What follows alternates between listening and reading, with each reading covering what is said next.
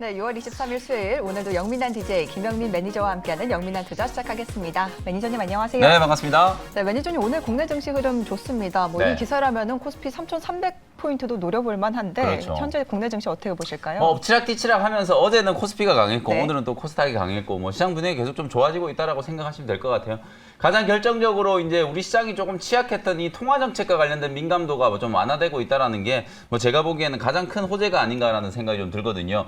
벌써 어느덧 이제 6월 말이 되고 있잖아요. 7월 초가 되면 이제 삼성전자가 2분기 잠정 실적 발표를 시작하면서 본격적인 이제 어닝 시즌이 시작이 될 거예요. 그 전까지는 이제 화려한 또 종목 장세, 오늘도 보시면은 여러분들이 이제 좀 주목을 해보셔야 될 부분이 뭐냐면 코스피 지수도 올라가고 코스닥 지수도 올라가고 있잖아요. 근데 코스닥 지수만 놓고 보더라도 오늘 지수가 0.8%나 올라가고 있는데 하락 종목이 지금 700개가 넘고 있거든요. 이게 되게 이례적인 흐름인데 그만큼 어떤 종목은 수급이 강하게 들어오면서 급등이 나오는 종목들이 나오는 반면에 또 시장에서 소외되는 종목들은 또 한도 끝도 없이 밀려나는 그런 흐름들이 지금 전개되고 있기 때문에 종목별 차별화 장세가 이제 심화될 수밖에 없는 구간이다. 지금부터는 그야말로 이제 종목을 가지고 진검승부를 좀 해야 되는 시점이기 때문에 7월 한 중순 정도까지 본격적인 실적 시즌까지는 오히려 지수의 방향성에 대해서는 너무 크게 고민하지 마시고요. 어떤 종목이 지금 시장에서 이제 부각될 수 있을 것인지를 여러분들이 미리미리 조금 체크를 해두셔서 좋은 종목들을 선점하는 전략을 고민할 필요가 있는 시점이다. 이렇게 말씀을 좀 드리겠습니다. 네, 2분기 실적을 앞두고 종목 선정이 더 중요한 상황으로 보여집니다. 특히 오늘 시장을 보면 또 대표 기술주인 네이버와 카카오의 흐름 네. 굉장히 심상치가 않은데요. 맞아요. 시총 3위 자리를 놓고 굉장히 그렇죠. 치열한 자리 다툼이 이어지고 있는데 네이버가 오늘 8% 넘게 급등하면서 시총 3위 자리를 다시 노려보고 네. 있거든요. 현재 상황 어떻게 보실까요? 자, 현재까지 이제 카카오 네이버가 그야말로 지금 시장의 가장 좀 주도주라고 얘기를 해야 되겠죠. 인터넷 업종 이제 최근에 또 이커머스와 관련된 이슈가 이제 함께 좀 동반이 좀 됐고 오늘 네이버가 올라가는 것도 이거 메타버스와 관련된 이슈 때문이 아닌가 그런 생각도 조금 들긴 하는데요.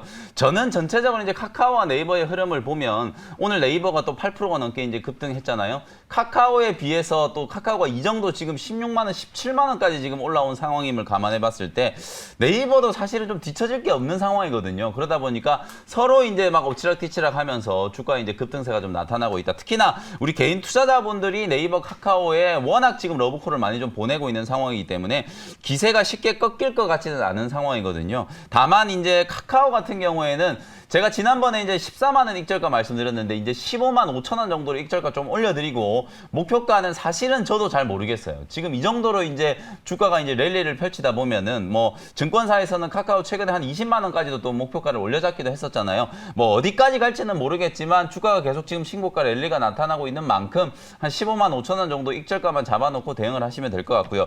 네이버가 오히려 저는 조금 더 강하게 좀 올라갈 수 있는 여지는 좀 많이 남아있다라고 보여지거든요. 특히나 이제 네이버가 또 주가가 급등을 하면서 메타버스 관련된 종목들이 여전히 또 시장에 또 계속 이슈가 좀 되고 있는 상황이고 또 하나는 사실상 이제 소비 시즌 소비가 이제 활성화된다라는 이제 기대감 때문에 여행주, 엔터주도 많이 살아났었는데 사실상 진짜 이제 수혜주는 엔터주였다라는 거. 오늘 뭐 카카오, 네이버도 올라가고 있지만 JYP 엔터라든지 SM, YG 엔터 이런 엔터 기업들도 강한 흐름이 좀 연출되고 있다라는 거.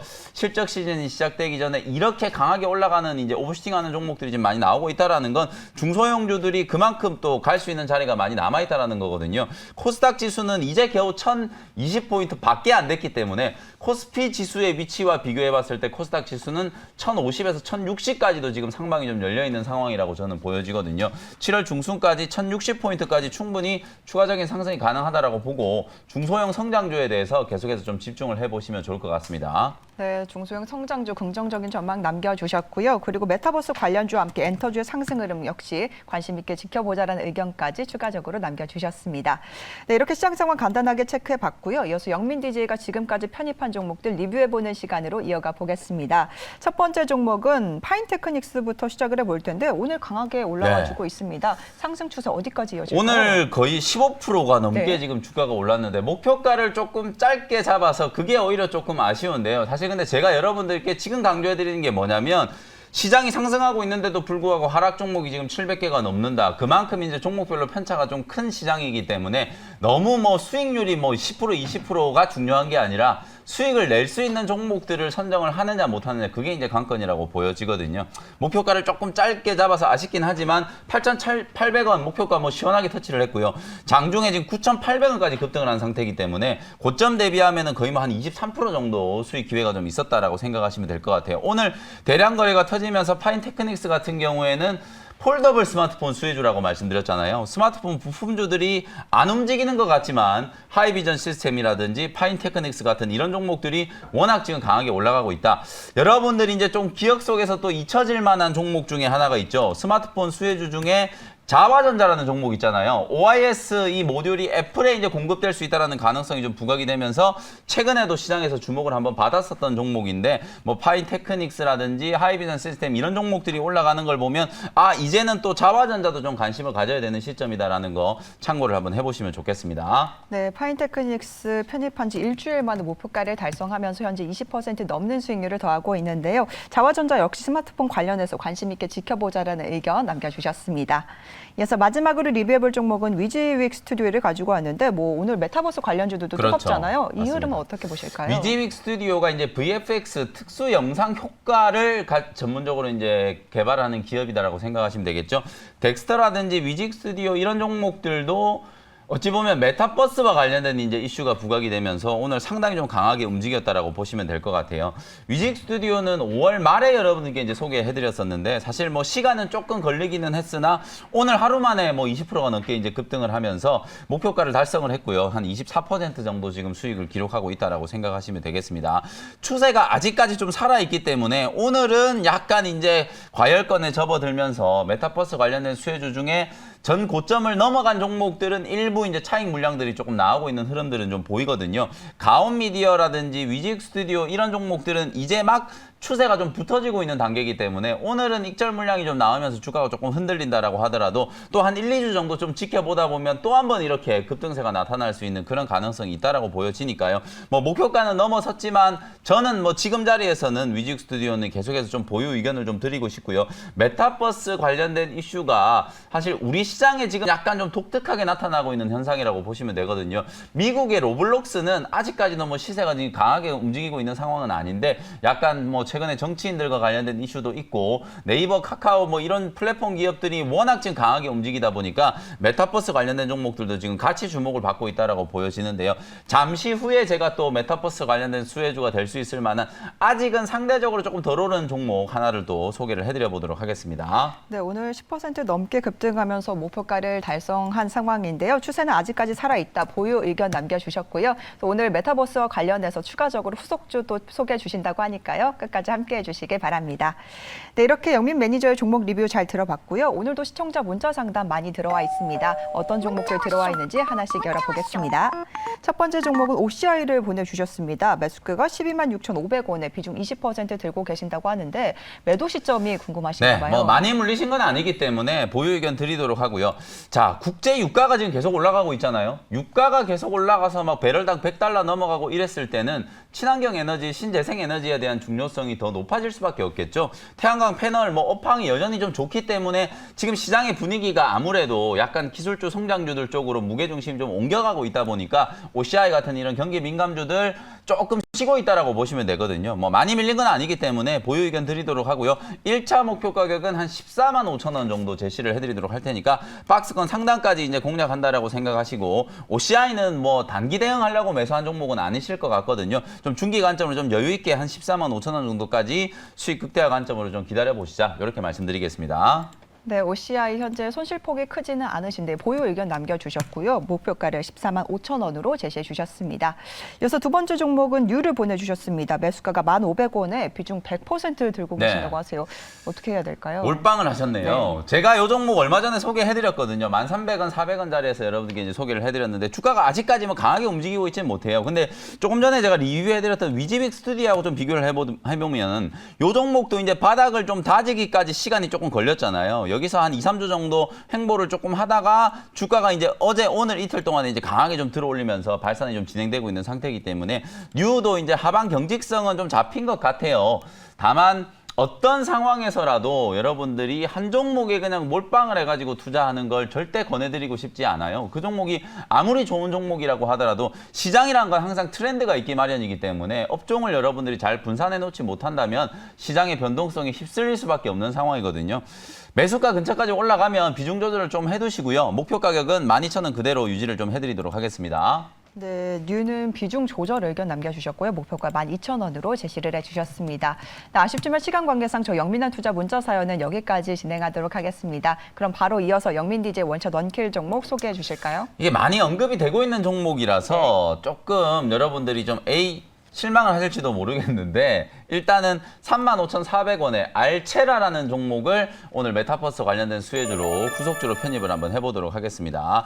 알체라 지금 워낙 많이 언급이 좀 되고 있는 기업이기 때문에 사실 이 회사의 본업은요 인공지능 기술이라고 생각하시면 될 것 같아요. AI 영상 인재 인공지능 영상 인식 식별을 가지고 있는 기업이라고 생각하시면 되고 얼굴 인식과 관련된 AI 그리고 이제 이상 상황 감지를 하기 위한 VADT와 관련된 이제 기술 그다음에 학습 데이터 이 빅데이터를 또 쌓아놓고 있는 기업이기 때문에 사실은 어찌 보면은 이제 요 회사는 인공지능 쪽에 조금 더 가깝지만 왜 메타버스 관련된 수혜주로 지금 분류가 되고 있냐면 오늘 네이버 제페토가 계속해서 지금 언급이 좀 되고 있잖아요. 제페토 같은 경우에는 미국의 이제 로블록스하고 이제 견줄 수 있을 정도로 사용자가 지금 2억 명을 넘어가고 있는 상황이고 특히나 해외 유저들이 정말 좀 많이 지금 사용을 하고 있는 그런 상황이거든요. 네이버의 주가가 또 급등을 한다면 또 같이 이제 투자를 하는 이 알체라도 당연히 이제 메타버스와 관련된 이제 수혜주로 인식될 가능성이 좀 높다라고 보여지고요. 메타버스는 그냥 쉽게 얘기하면 가상의 현실이라고 생각하시면 되거든요. 근데 과거에는 이 가상현실이 주로 뭐 게임 같은데 주로 활용이 됐었는데 지금은 이제 거의 모든 분야로 지금 확장이 되고 있다라고 보시면 될 것 같거든요. 방탄소년단 BTS가 신곡을 발표를 하고 뮤직비디오를 이 메타버스 기술을 활용해가지고 뮤직비디오 촬영을 하기도 하고요. 그리고 이제 쇼핑이라든지 여러 가지 이제 플랫폼에 응용될 수 있는 가능성이 좀 높기 때문에 그 가상현실의 가장 이제 출발점은 뭐냐면 나를 대체할 수 있는 아바타를 만들어내는 거잖아요. 그 아바타를 만들어낼 때 얼굴 인식, 영상 인식 기술이 가장 먼저 좀 필요하기 때문에 그와 관련된 이제 수혜주로 부각될 수 있을 만한 기업이 알체라다라고 생각을 하시면 될 것 같습니다. 비교될 수 있는 기업이 가장 직접적으로는요.